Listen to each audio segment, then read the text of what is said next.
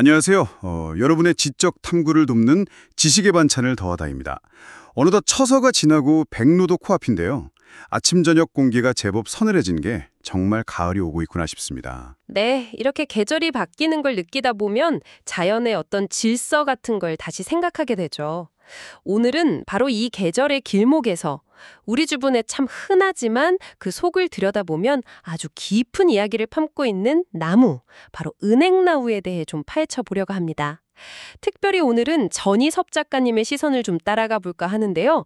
이분이 양산 지역의 생활 문화사를 꾸준히 기록해 오신 로컬 크리에이터시거든요.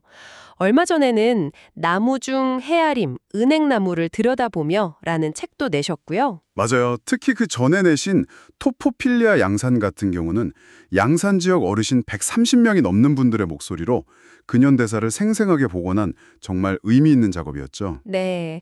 그래서 작가님이 어떤 시선으로 이 평범한 듯 보이는 은행나무를 헤아리고 계신지 그분의 글을 바탕으로 오늘 깊이 있는 이야기 나눠보겠습니다. 좋아요와 구독, 알림 설정도 잊지 마시고요. 자, 그럼 한번 시작해 볼까요? 작가님은 글 시작을 계절 이야기로 여시더라고요. 백로에 비 오면 퉁년 든다고 믿었던 옛날 농부들하고 다르게 어쩌면 우린 좀 시간 변화에 둔감해진 건 아닌가? 이런 질문을 던지시죠. 네, 그렇죠. 확실히 옛날 농경사회에서는 절기 하나하나가 삶의 중요한 지표였을 텐데요. 근데 여기서 재미있는 게 그 계절 이름 자체에도 그런 삶의 흔적이 있다는 거예요. 작가님도 언급하셨지만 우리말 가을이 곡식을 자르는 갓, 열매, 알을 거둔다는 뜻으로 풀이될 수도 있다고요. 아, 가을이 갓과 알이요? 처음 들어봤는데 흥미롭네요. 네, 그런 설이 있더라고요. 한자 추자도 보면 벼 화자 옆에 불 화자가 붙어서 벼를 말린다는 뜻이라거나 뭐 가을 벌레 모량이라는 설도 있고요. 영어도 마찬가지죠. 낙엽 지는 모습에서 fall, 또 라틴어에서 증가나 수확의 의미를 가진 단어에서 autumn이 왔다고 하니 결국 문화는 달라도 자연현상과 연결해서 이름을 붙인 이유가 다 있다는 겁니다. 하긴 모든 것엔 이유가 있다고 하잖아요. 계절 이름 하나에도 이런 의미가 담겨 있다니 그런 걸 보면 작가님이 은행나무에 주목하시는 것도 그냥 나무 한 그루가 아니라 그 안에 담긴 어떤 존재 이유, 그 이야기를 헤아려 보려는 의도인 것 같아요. 네, 정확합니다. 단순한 생태적 접근을 넘어서는 거죠. 그럼 이제 작가님의 개인적인 경험담으로 좀 넘어가 볼까요? 글을 보면 일본 유학 시절에 작업실 뒤편 은행나무가 큰 위안이 되었다는 이야기나 또 청주에서 10년이나 키운 은행나무 묘목 두 그루가 행정 문제로 그냥 사라져버려서 너무 안타까웠다는 그런 기억들도 나오더라고요. 네, 그런 개인적인 인연들이 은행나무라는 존재를 더 가깝고, 뭐랄까, 좀 더 입체적으로 느끼게 해주는 것 같아요. 특히 저는 그 아산 맹시행단 이야기가 참 인상 깊었어요. 수백 년 된 은행나무요. 아, 맹사성 고택에 있는 그 은행나무 말씀이시죠? 네, 맞아요. 조선시대 대표적인 청백리, 그러니까 아주 청렴했던 관리의 상징인 맹사성 선생이 직접 심었다고 전해지는 나무잖아요. 그 웅장한 나무랑 소박한 옛집을 보면서 맹사성 선생의 삶을 느꼈다고 쓰셨더라고요. 바로 그 지점이죠. 맹사성 고택의 은행나무는 단순한 오래된 나무가 아니라 그분의 청백리 정신, 어떤 시대적 가치를 상징하는 존재가 되는 겁니다. 잠시 청백리에 대해 좀 더 설명드리면 조선시대 관리들한테 정말 중요하게 요구됐던 덕목이거든요. 단순히 깨끗하다는 걸 넘어서 공직자의 올바른 자세를 의미했죠. 맹사성 선생은 그 대표적인 분이시고요. 아, 그렇군요. 청렴함의 상징. 그렇죠. 그러니까 그분이 심은 은행나무는 그 자체로 청렴이라는 가치를 다음 세대에 전하는 뭐랄까 하나의 매개체가 되는 셈이죠. 아하. 그 외에도 안동 역동서원이나 예안향교, 대구 도동서원 같은 오래된 교육기관들, 또 작가님이 토포필리아, 양산 취재하실 때 만난 웅상 용당마을의 당산목 은행나무 이야기도 하시잖아요. 이런 걸 보면 확실히 나무가 그냥 식물이 아니라 어떤 장소의 역사, 또 거기 살았던 사람들의 삶을 이해하는 중요한 단서가 된다. 이런 말씀이신 것 같아요. 맞습니다. 특히 은행나무처럼 수명이 긴 나무들은 한 사람의 추억을 넘어서 그 공동체의 기억과 역사를 담는 그릇이 될 수 있어요. 마을 어귀나 서원에 수백 년씩 서 있는 은행나무는 그동안 거기서 있었던 온갖 일들을 다 지켜본 증인이면서 동시에 그 공동체의 어떤 정체성을 보여주는 상징이 되기도 하고요. 와, 듣고 보니 정말 그렇네요. 시간과 공간을 이어주는 존재랄까요? 그렇죠.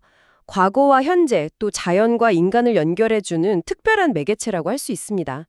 아마 여러분 중에도 어릴 때 동네에서 늘 보던 큰 나무나 뭐 특별한 기억이 있는 장소의 나무 같은 게 있을 거예요. 저도 떠오르는 나무가 있네요. 네, 그런 나무에는 또 어떤 이야기가 숨어 있을지 한번 생각해 보시면 재밌을 것 같습니다. 네, 그런 시각으로 보니 주변 나무들이 좀 다르게 보이는데요. 그럼 이제 은행나무 자체의 특성, 그 정체성 쪽으로 좀 더 들어가 볼까요? 은행나무 하면 딱 떠오르는 게 살아있는 화석이잖아요. 네, 맞습니다.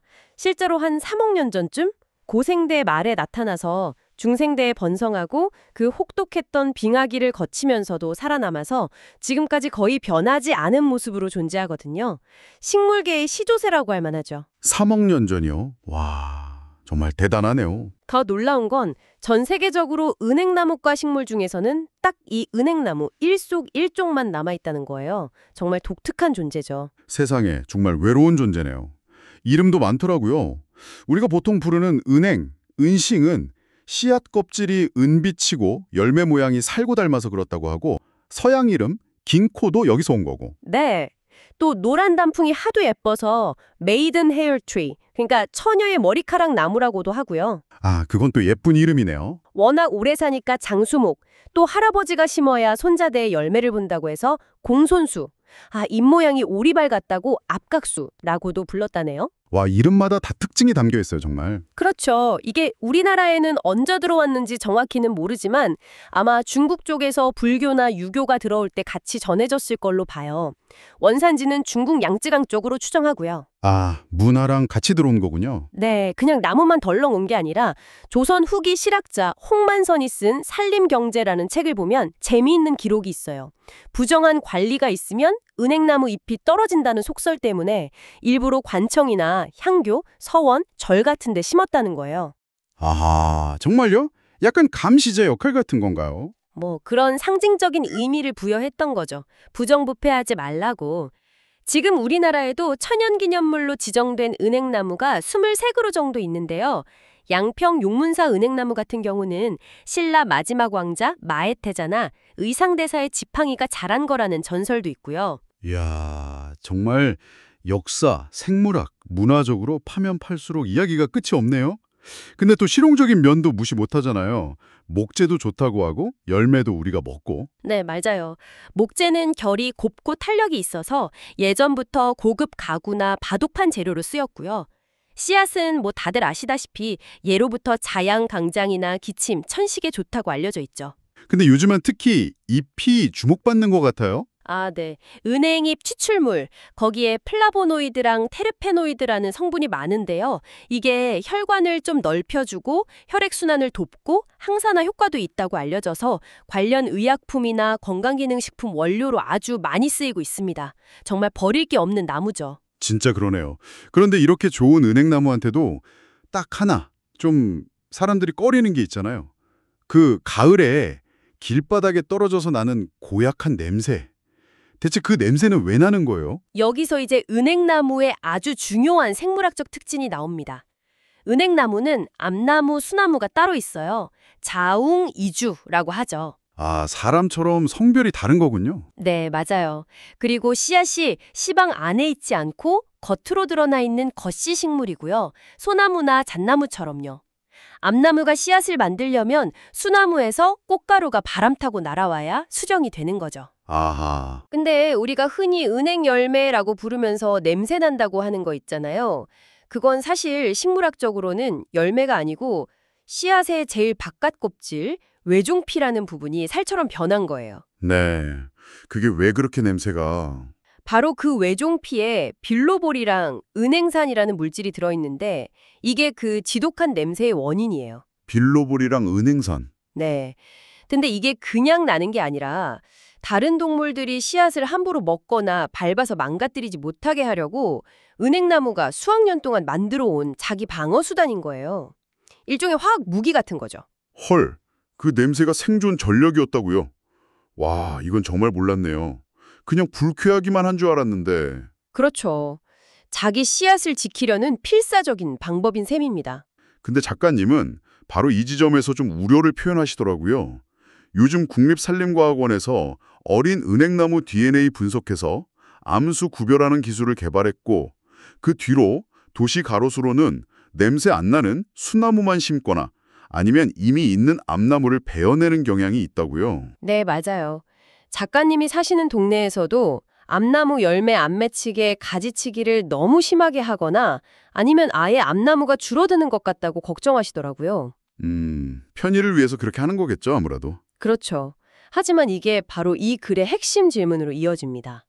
과연 도시 미관이나 사람 편하자고 은행나무 암나무를 없애는 게 바람직한가 하는 문제제기인 거죠. 물론 가을에 길에 떨어진 은행씨앗 냄새가 불쾌감을 주고 또 밟으면 미끄럽고 지저분해지니까 불편한 건 사실이에요. 네, 그건 그렇죠. 그 나무의 고유한 정체성 중 하나라고 강조합니다. 은행 열매의 악취는 은행나무의 정체성이다. 이렇게까지 표현하시면서요. 아, 은행 열매의 악취는 은행나무의 정체성이다. 듣고 보니 일리가 있네요. 우리가 은행나무, 좋은 점, 공기 정화 능력이나 예쁜 단풍 같은 건 취하면서 불편한 점은 그냥 없애려고만 하는 게 아닌가 하는 생각도 들고요. 네, 바로 그 부분을 작가님이 날카롭게 짚으시는 거예요. 이런 태도가 너무 인간 중심적인 생태관 아니냐는 거죠. 작가님 비유처럼 남자만 있는 세상을 상상할 수 없듯이 암수가 같이 있어야 다음 세대로 이어지는 이 자연스러운 생명의 순환을 우리 편의에 따라서 한쪽만 고르고 잘라내려고 하는 건 아닌지 돌아봐야 한다는 겁니다. 물론 도시에서 같이 살아가려면 어느 정도 관리는 필요하겠지만 네, 그 방법이 생명의 본질 자체를 부정하는 쪽으로 가선 안 된다는 그런 목소리인 거죠. 결국 인간의 필요와 자연 본래 모습 사이에서 어떻게 균형을 잡고 같이 살아갈 것인가. 참 어려운 문제지만 정말 중요한 질문을 던져주는 것 같습니다. 단순히 냄새 좀 나니까 없애자 이런 차원이 아니네요. 그렇죠. 훨씬 더 깊은 성찰이 필요한 부분입니다. 네, 오늘은 전이섭 작가님의 글을 따라서 우리 곁의 은행나무를 한번 깊숙이 헤아려 봤습니다. 계절의 변화에서 시작해서 은행나무가 개인의 기억, 또 공동체의 역사를 담아내는 그릇이라는 걸 확인했고요. 또 살아있는 화석으로서 가진 독특한 생물학적 정체성, 그리고 그 안에 숨겨진 생존 전략, 더 나아가 도시화 속에서 우리 인간과 맺는 관계 속에서 던져진 고민들까지 다각도로 살펴봤네요. 정말 많은 생각을 하게 하는 나무인 것 같습니다. 작가님이 글 마지막에 이런 말씀을 남기셨어요. 나무를 심고 가꾸는 일은 삼라만상, 즉 우주 만물을 헤아리는 일이다. 이 말이 참 여운이 남는데요. 은행나무를 넘어서 어쩌면 여러분 주변에 아주 평범해 보이는 나무 한 그루 혹은 풀 한 포기 속에도 우리가 미처 몰랐던 숨겨진 이야기와 의미들이 가득할지 모르겠습니다. 잠시 발걸음을 멈추고 주변의 자연을 그냥 한번 가만히 들여다보면서 그 안에 깃든 이야기들을 헤아려보는 시간을 가져보시는 건 어떨까요? 네, 어쩌면 여러분의 일상에도 생각지 못한 새로운 발견과 성찰이 찾아올지도 모르겠습니다.